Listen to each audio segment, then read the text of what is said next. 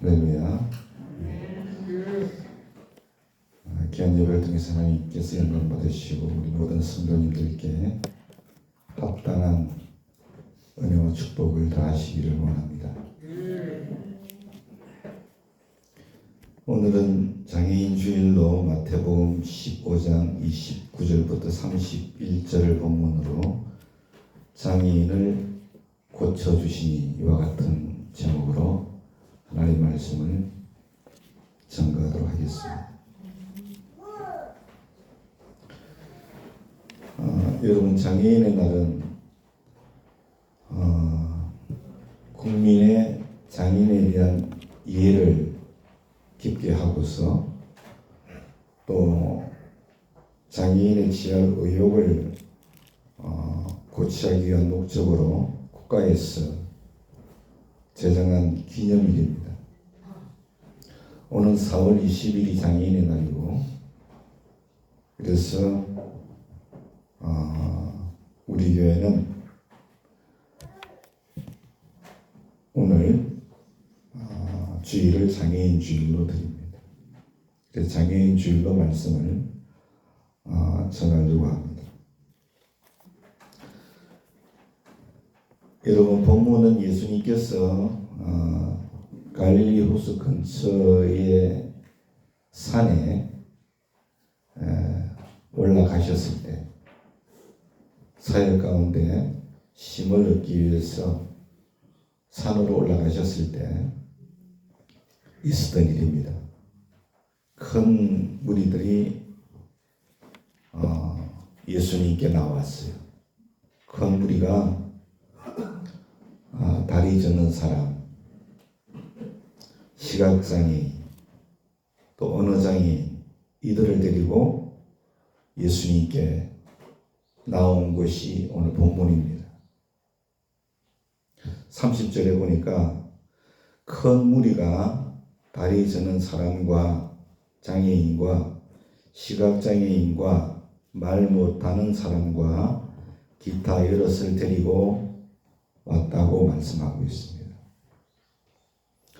여러분, 마가복음 7장 31절 이하의 말씀을 보면 사람들이 청각장애인과 언어장애인들을 데리고 예수님께 나와서 그들에게 안수하여 주시기를 간구했더라고. 그렇게 말씀을 하고 있습니다. 사랑하는 여러분, 너무나 감동적이지 않습니까? 참으로 감동적인 말씀으로 우리에게 다가오지 않습니까?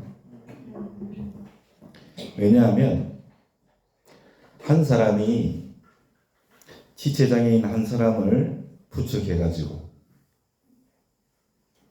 또 한 사람이 시각장애인 한 사람을 부축해가지고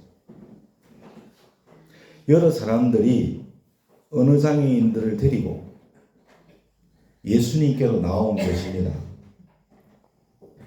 여러분, 너무나 감동적이지 않습니까? 여러분, 그렇지 않습니까? 너무 감동적입니다. 뿐만 아니라 그렇게 장애인들을 배려하고 그들과 동행한 그 선한 사람들로 인해서 장애인들이 예수님을 만날 수 있었습니다. 그러니까 오늘 이 본문과 마태복음 7장 31절 이하의 말씀이 너무나 감동적인 것입니다.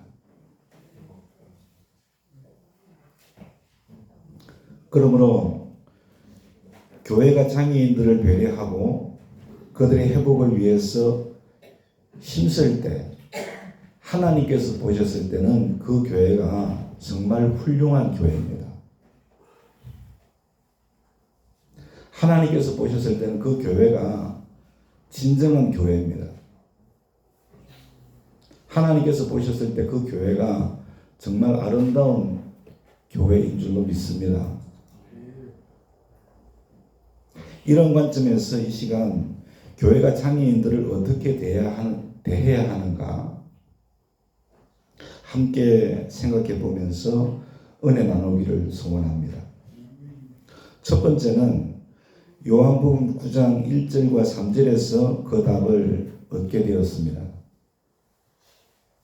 이렇게 말씀합니다. 예수께서 길 가실 때에 날 때부터 시각장애인 된 사람을 보신지라. 제자들이 물어 이르되 라삐여, 이 사람이 시각장애인으로 난 것이 누구의 죄로 인함이니까? 자기이니까? 그의 부모이니까? 예수께서 대답하시되 이 사람이나 그 부모의 죄로 인한 것이 아니라 그에게서 하나님이 하시는 일을 나타내고자 함이니라. 이렇게 말씀하셨습니다. 여러분, 예수님께서 길을 가시다가 시각장애인을 보셨습니다. 오늘 우리도 주님의 마음을 가질 수 있기를 원합니다.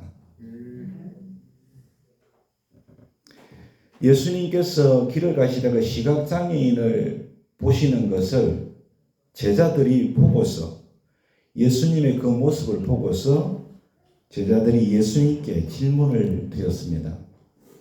선생님, 왜 저 사람은 시각장애인이 되었습니까? 자기의 죄 때문입니까? 부모의 죄 때문입니까? 그렇게 예수님께 질문을 드렸습니다. 제자들은 시각장애인의 장애 원인을 죄의 관점으로 봤습니다. 그러나 예수님은 하나님이 하실 일을 나타내기 위함이라고 대답을 해주셨습니다. 하나님이 하실 일을 나타내기 위함이다. 장애를 죄로 보는 관점은 틀렸다라고 주님이 말씀하신 거예요. 장애는 하나님이 하실 일이라는 관점에서 보아야 한다는 것입니다. 그러므로 여러분, 교회는 장애인을 대할 때 기대감을 가지고 대해야 됩니다. 여러분 믿으십니까? 기대감을 가지고 장애인을 대해야 합니다. 저 장애인을 통해서 하나님의 뜻이 이루어지겠구나. 할렐루야. 그런 기대감을 가지고서 장애인을 봐야 되는 것입니다. 사랑하는 여러분, 이 말씀은 참 우리에게 은혜가 되는 말씀이에요. 왜냐하면 하나님은 우리의 연약함을 통해서 일하시는 분이에요. 이런 의미가 담겨 있기 때문에 그런 겁니다. 여러분, 우리 가운데 나는 너무나 연약합니다. 하나님, 난 너무나 그래서 보잘것없어요. 여러분, 그것은 하나님의 생각이 아닙니다. 하나님은 우리의 연약함을 통하여 일하시는 분입니다. 장애의 원인을 하나님의 일을 나타내기 위함이라고 주님이 그렇게 말씀하셨잖아요. 그래서 여러분, 하나님이 일하시는 데 있어서는 우리의 연약함은 전혀 문제가 안 된다는 사실을 알 수 있기를 소원합니다. 할렐루야. 구약 성경 예레미야 29장 11절 말씀입니다. 여호와의 말씀이니라. 너희를 향한 나의 생각을 내가 아나니. 우리를 향한 하나님의 생각이 있습니다. 뭡니까? 평안이요 재앙이 아니라 그랬습니다. 너희에게 미래와 희망을 주는 것이라고 말씀했습니다. 이것이 우리를 향하신 하나님의 생각인 줄로 믿습니다. 특별히 이 말씀은 장애를 가지신 분들, 또 연약한 분들에게도 반드시 적용되는 말씀입니다.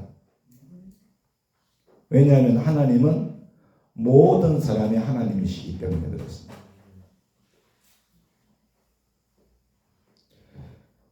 그러므로 여러분, 장애인들을 향한 하나님의 생각은 평안입니다.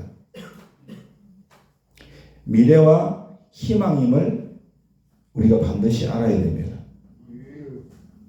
그러므로 교회는 이 말씀의 관점으로 장애인을 하나님의 뜻이 이루어질 기대감을 가지고 바라봐야 됩니다. 그리고 하나님의 평안과 미래와 희망을 가지고서 그들을 봐야 할 줄로 믿습니다. 그런 올바른 우리가 관점을 가질 때 하나님께서 우리를 통해서 일하실 줄로 믿습니다. 두 번째는 예수님께로 데려와야 합니다. 본문의 장애인들은 그동안에는 의료적으로 의사들에게 치료도 받았을 것 같아요. 또 가까운 이웃들로부터 여러분 돌봄 속에서 살았을 것 같습니다. 그러나 여러분 의학적으로도 장애가 해결되지 않았죠.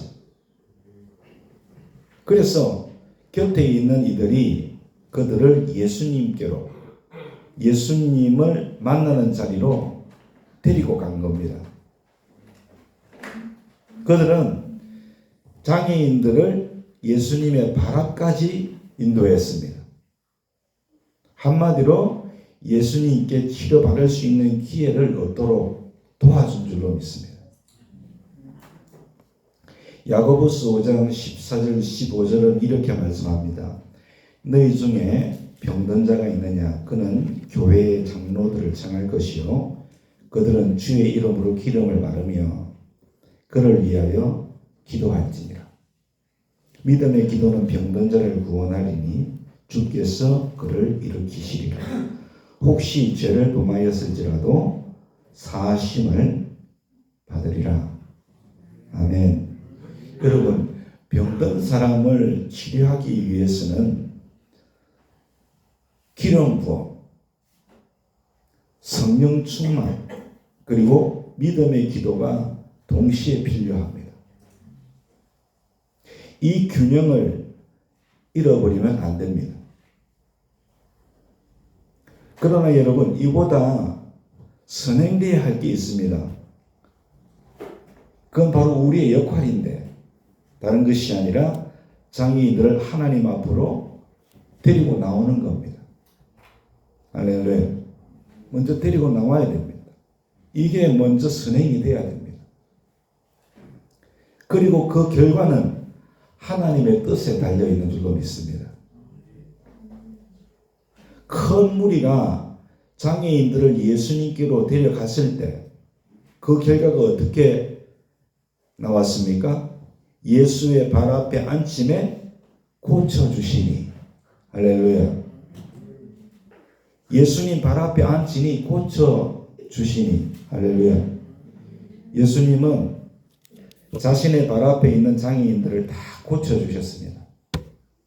고쳐주셨으니 그 결과가 어떻게 나왔습니까? 31절. 말 못하는 사람이 말을 합니다. 장애인들이 온전하게 되었습니다. 다리 저는 자들이 걸었습니다. 시각장애인들이 보게 되었습니다. 무리가 보고서 놀랍게 여겨서 이스라엘 하나님께 영광을 돌렸다. 그렇게 말씀하고 있지 않습니까? 할렐루야. 마침내 장애인들은 그들을 괴롭혔던 육체의 연약함이 회복이 되었습니다. 그들은 새로운 삶을 시작할 수 있게 된 것입니다. 그들이 예수님을 만나고 예수님께서 은혜를 베풀어 주시게 되니까 그들의 무너졌던 삶이 다시 살아난 줄로 믿습니다. 지금도 선교 현장에서는 암이 치료되고 지금도 선교 현장에서는 걷지 못하는 사람이 걷는 역사들이 일어나고 있습니다. 저는 그런 소식들을 듣고 있고 또 직접 유튜브를 통해서 보고도 있습니다. 우리 교회 안에 있는 장애인 여러분에게도 이런 하나님의 은혜의 역사가 일어나기를 소원하고 일어나면 정말 좋겠습니다. 예수님께 데리고 왔더니 다 고쳐주셨더라. 할렐루야. 이와 같은 은혜를 우리가 사모할 수 있기를 소원합니다. 성령 충만과 믿음의 기도로. 아멘. 그런데 여러분, 다 그렇지는 않습니다. 다른 케이스도 있습니다. 기도하고 치료를 받았다고 해서 장애인들이 다 낫는 것이 아니라는 겁니다. 저와 같은 장애를 가지고 계신 노진준이라는 목사님이 계십니다. 태어나서 8개월 만에 소아마비로 장애인이 되었습니다. 미국에서 사역을 하시는 분인데 유튜브로도 활동을 활발하게 하시고 계시는 목사님입니다. 여러분, 그리고 대한민국 최고의 지성이라고 불리었던 고인이 되신 분 이어령 선생님 여러분 아시죠? 그분이 남긴 유고 시집이 있습니다. 그 시집에 달리다굼이라는 시가 있어요. 소녀여 일어나 그때처럼 한마디 말씀 달리다굼 소녀여 일어나라라고 말씀해 주세요. 그러면 아이는 잠에서 깨어나 창 너머 눈부신 빛을 다시 볼 것입니다. 맨발로 걸어 나올 것입니다. 야이로의 딸에게 하신 것처럼 한 번만 저 아이에게 말씀해 주십시오. 이런 시입니다. 이 시에서 저 아이는 누구냐면은 그 고인이 되신 이어령 박사님의 딸입니다. 딸. 그 딸도 돌아가셨는데 딸이 목사였어요. 이민아라는 목사님이었어요. 근데 그 딸, 고 이어령 선생님의 그 딸, 그 이어령 선생님께서 예수님이 죽은 야이로의 딸을 살리신 것처럼 그 말씀을 보면서 위암 말기의 딸에게도 똑같은 역사가 일어났으면 정말 좋겠습니다. 하나님. 그 마음이 들었던 거예요.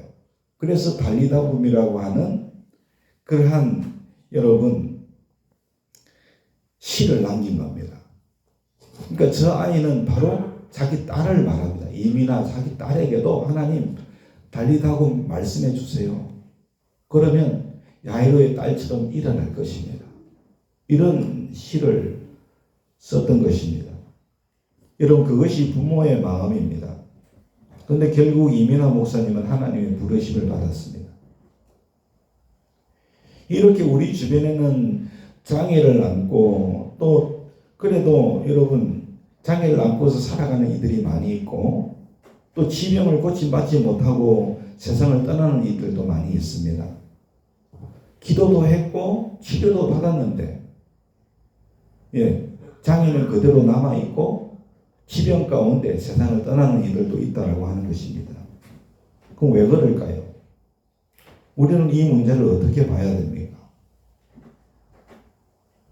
말씀드린 노진준 목사님 간증을 제가 들어보니까 생후 8개월 만에 소아마비 장애를 알았는데 그래서 장애인이 되었는데 하나님 앞에 목사로 부르심을 받고 4년 동안 하나님 앞에 여러분 다리를 고쳐달라고 기도를 하셨답니다.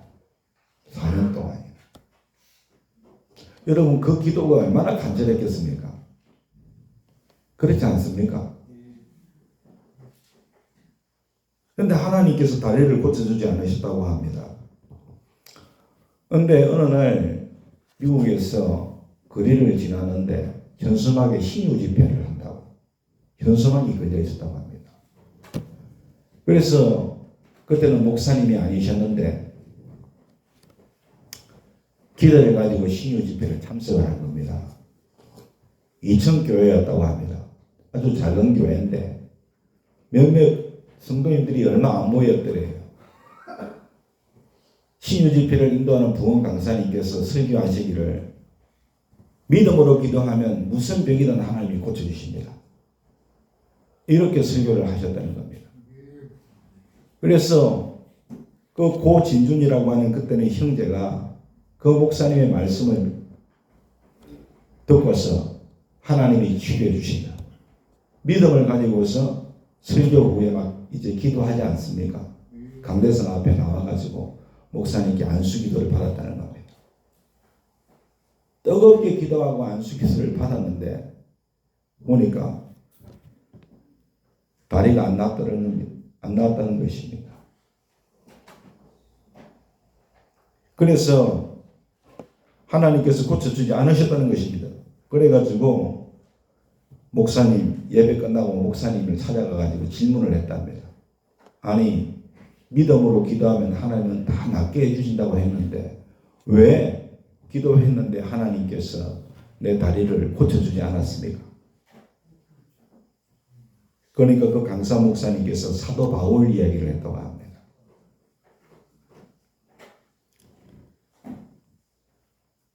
그 강사 목사님께서 사도 바울이 기도해서 고침을 받았다고 얘기를 해주셨다는 것입니다.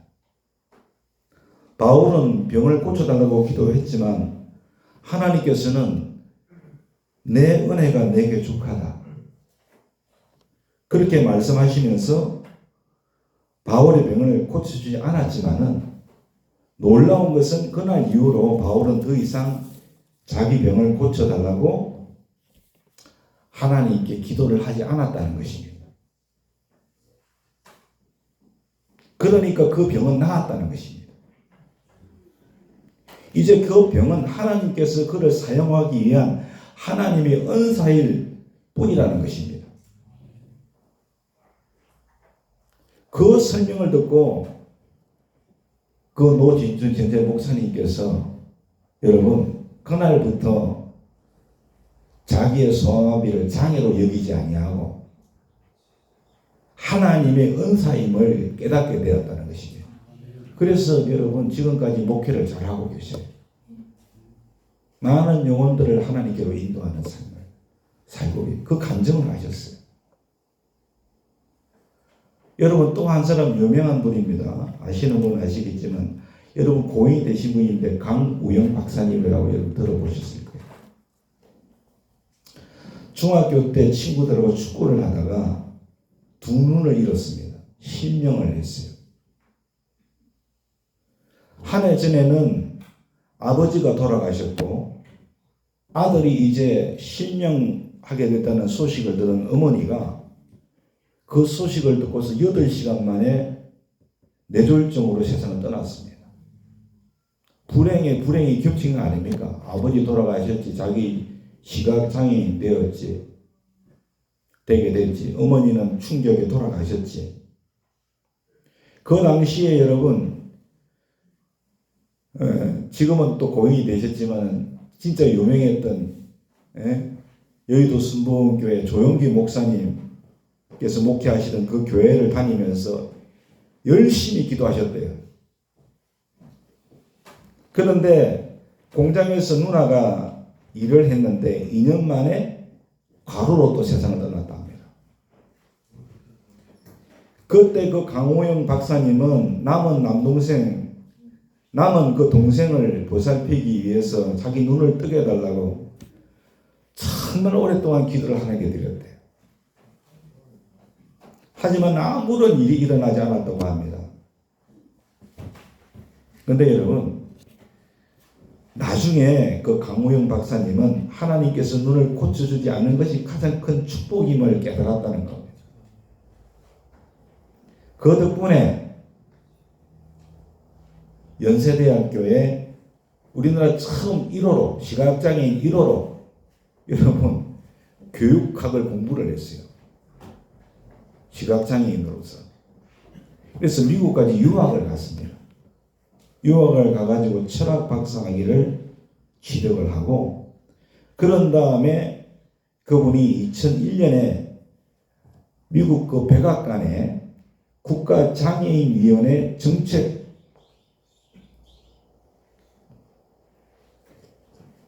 보좌관이 된 겁니다. 국가장애인위원회 정책 보좌관이 되었던 것입니다. 그래서 여러분 생각지도 못한 명문가가 된 거예요.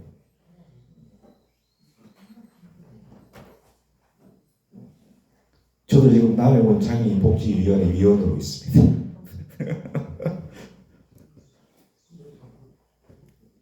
한국 사람이, 여러분, 미국의 국가장애인위원회 정책보좌관이 되었다는 이 놀라운 일 아닙니까? 그렇지 않습니까? 그 강호영 박사님이 한국에서 간접으로 이런 고백을 했습니다. 실명이 나쁜 것만이 아니라 모든 사람에게 퍼지는 축복의 통로가 되었습니다. 저의 아내는 저 때문에 장애 교육을 공부해서 장애인 영역에서 전문가가 되었고, 큰아들은 나의 눈을 고쳐주기 위해서 안과 의사가 되었고, 작은 아들은 나의 연설문을 쓰는 것을 도와주다가 글을 잘 쓰는 사람이 되었습니다. 그리고 긍휼을 둘째 아들은 배우게 되었다. 나의 실명은 우리 가족 모두에게 큰 은혜가 되었습니다. 그렇게 간증을 했다.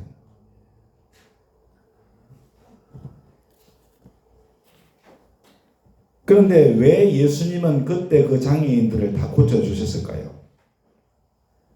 마태복음 8장 17절에서 그 이유를 이렇게 우리에게 알려줍니다.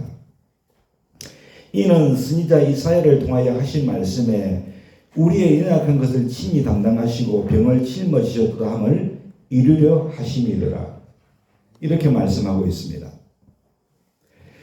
그 이유는 예수님께서 우리의 연약함을 담당하시고 병을 짊어지시는 메시아임을 보여주시기 위함이었다는 겁니다. 예수님은 장애인들의 연약한 것을 담당하시고 또 병을 다 짊어지신 줄로 믿습니다. 그 덕분에 예수님의 발 앞에 있던 장애인들은 다 고침을 받았고 예수님께서 어떤 분이신지를 알게 된 줄로 믿습니다. 예수님께서는 오늘도 병든 사람들과 장애인들의 연약한 것을 다 담당하시고 계십니다. 믿으십니까? 낫고 안 낫고 상관없이 하나님께서는 장애인들과 병든 사람들의 연약함을 다 담당하시고 계신 거예요. 믿으시지요? 시편 68편 19절 시인은 이렇게 찬양합니다. 날마다 우리 짐을 지시는 주 곧 우리 구원의 하나님을 찬송할지로다. 따라합시다. 날마다 우리 짐을 지시는 구원자 주님을 찬송할지로다. 할렐루야. 우리의 찬양이 되기를 원합니다. 날마다 주님께서는 우리 장애인들의 연약함, 병든 자들의 연약함의 짐을 지고 계신 것입니다. 예수님이 우리의 연약한 것을 담당하신다는 사실은 예수님을 믿는 우리가 어떤 사람이 되어야 하는가를 가르쳐 준다고 생각합니다. 갈라디아서 6장 2절입니다. 너희가 짐을 서로 지라 그리하여 그리스도의 법을 성취하라 그렇게 말씀하셨습니다. 이것이 바로 주님께서 우리의 연약함을 담당하신다는 사실에서 출발한 우리가 어떤 삶을 살아야 할 것인가의 답인 줄로 믿습니다. 너희가 짐을 서로 지라고 했습니다. 그리하여 그리스도의 법을 성취하라고 주님 말씀하셨습니다. 서로의 연약함을 져주는 것, 이것이 성령 충만한 사람의 특징입니다. 믿으세요? 그 일을 통해서 예수 그리스도의 사랑의 법이 성취가 되는 겁니다. 여러분, 사랑의 법 외에 더 큰 법이 어디 있습니까? 그 중에 제일은 사랑이라. 할렐루야. 서로 짐을 져주는 과정은 여러분 힘이 듭니다. 그러나 그리스도의 법이 이루어진다는 의미 있는 과정이 바로 이 서로의 짐을 지는 과정인 줄로 믿습니다. 이런 관점에서 교회가 장애인 사역을 하는 것은 너무나 당연한 것입니다. 믿으세요?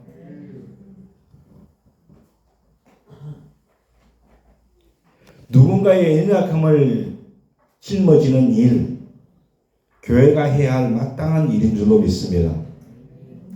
그리스도인의 삶은 짐을 져주는 삶이에요.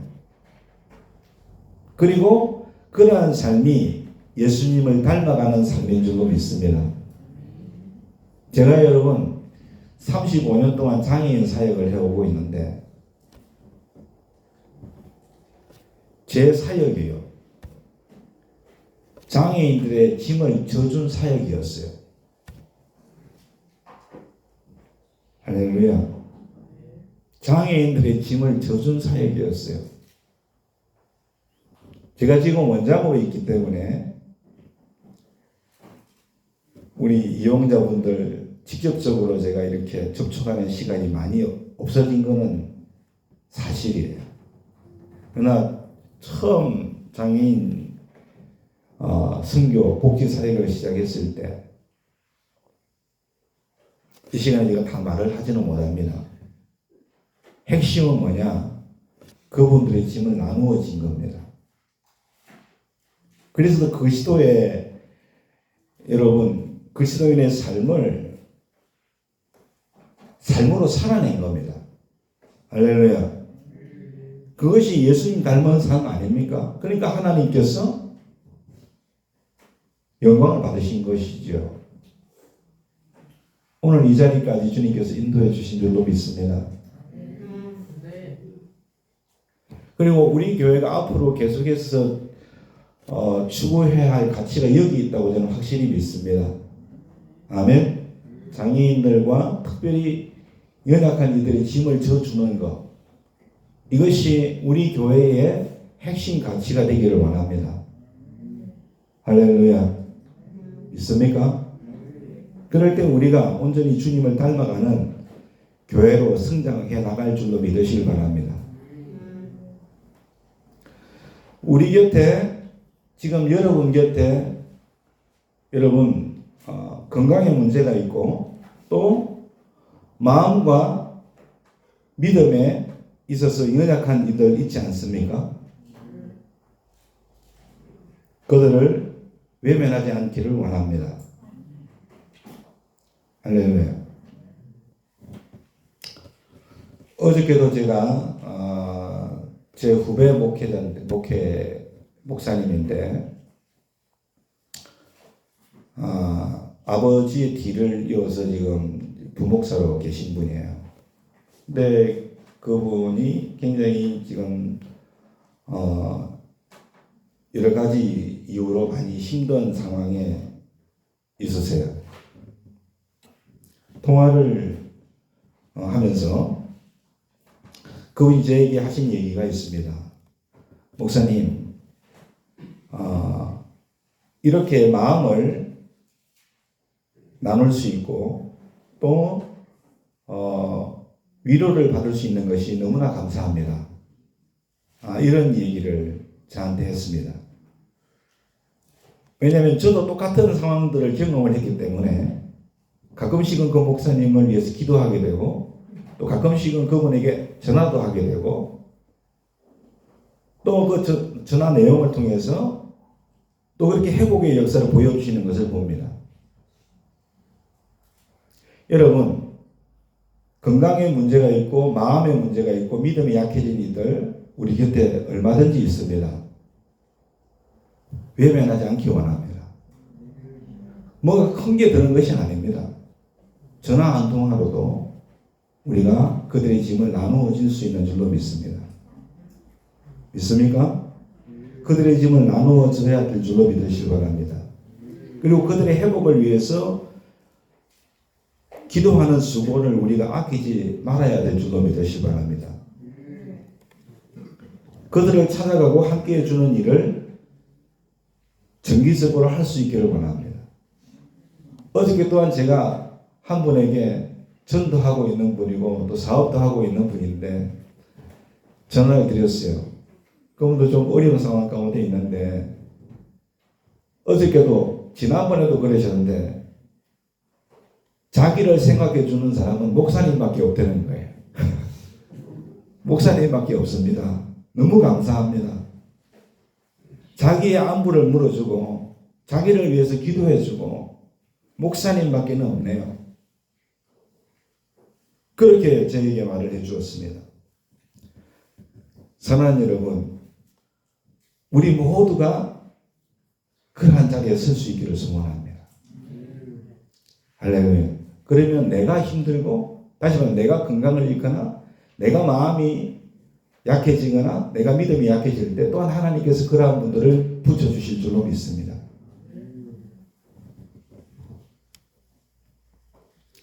말씀을 맺겠습니다. 예수님께서는 장애인 사역을 많이 하셨습니다. 그 사실은 교회가 어떤 사역을 해야 하는지를 가르쳐 준다고 생각합니다. 예수님은 장애인들을 고쳐주시면서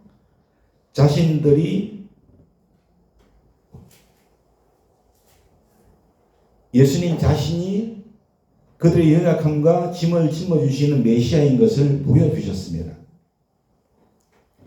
그러므로 교회는 장애인 사역을 통해서 예수님이 어떤 분이신가를 드러내야 할 줄로 믿습니다. 할렐루야. 이를 위해서 교회는 장애인들의 회복에 관심을 가져야 됩니다. 그 마음으로 그들을 하나님께로 인도할 수 있기를 원합니다. 그리고 교회는 장애인들을 보는 관점을 바꿔야 됩니다. 그들을 통해서 하나님이 하실 일이 있다는 관점으로 우리가 관점을 바꿔야 될 줄로 믿습니다. 제가 자주는 아니지만 특별히 우리 제가 또 1층에 있다 보니까 1층 이용자분들 숙소에 가서 그분들을 위해서 기도해 드릴 때가 가끔 있습니다. 핵심은 하나님께서 이들을 통해서 일하시기를 원합니다. 아멘.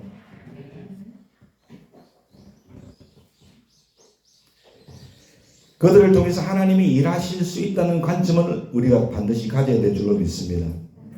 우리가 믿음이 있고 하나님이 원하신다 그러면 하나님은 그 장애를 회복시켜 주실 줄로 믿습니다.